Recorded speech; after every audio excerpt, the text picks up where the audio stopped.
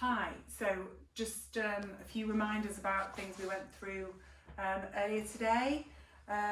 First thing I meant to say when you left, which I completely forgot, if before you next see me you could get either your other half or your daughter to film you running on the treadmill from behind preferably, that'd be great, and that'd just give me an idea as to what's going on when your heels, well, through your running gait really, and to see how much of a role that's playing.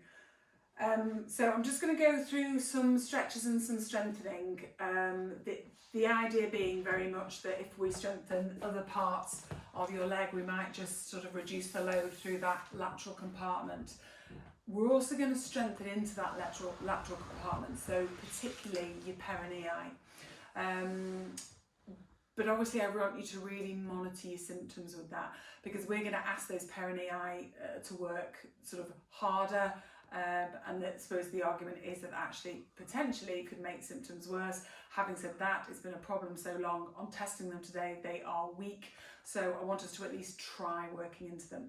So we're going to start working into them what we call isometrically, and by that I mean that's when you work a muscle but the muscle doesn't actually go through a full range of movement. So an example would be my biceps. If I just contract my biceps like that by giving it some resistance like that, we get a good contraction of the biceps but nothing's actually moving. The job of the perineum, so these muscles that come down here, is to turn the foot out. So what you're going to do is you're going to stand against the wall, so it's going to look like you're not doing much. You're going to bring that foot up, and then what you're going to do is turn that foot out into the wall. But obviously the wall is there, that you can't move. So you are just pushing into that wall as hard as you can, turning the foot. That's the sort of the direction of movement you want, but nothing's really moving. But what you will feel is some muscle engagement here. I want you to start off about 50% and gradually build it up over 5 seconds till you're at maximal, okay? And then you're going to hold it for 5 seconds and relax it off. And again, take it up, take up the slack over 5 seconds, push as hard as you can for 5 seconds and relax. And you're going to repeat that 5 times on this leg, and then obviously 5 times on this leg, and then back until you've done 3 lots of 5 repetitions on both legs. Your next exercise is a calf raise, so just to really strengthen up into these as well. Very straightforward.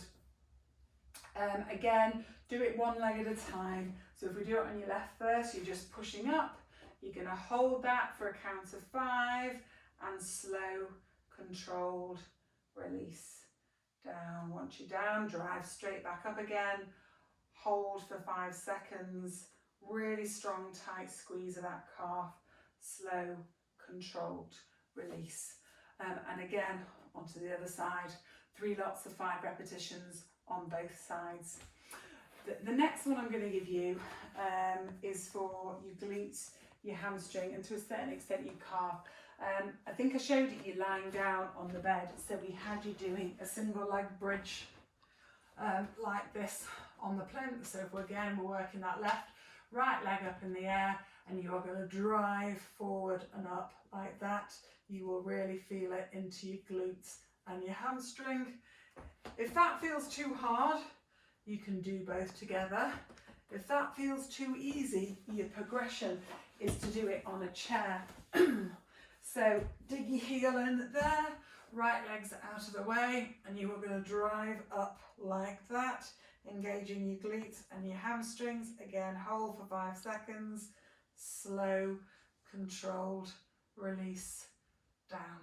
Okay, obviously 5 reps on this side and then 5 reps on this side.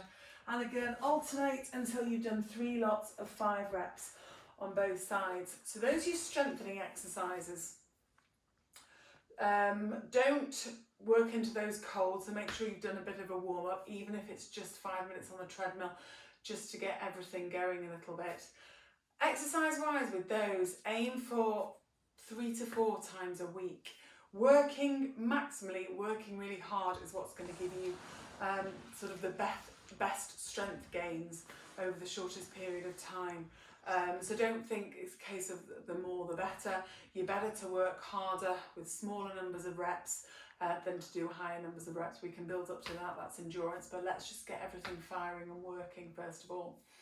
The only other thing I really wanted you to do was do a bit of calf stretching. So these are ones you'd found on the internet already. So if we're stretching out the left calf, right foot in front, left foot behind, imagine we're stood on double yellow lines. You bend that front knee, you'll feel that stretch in that calf.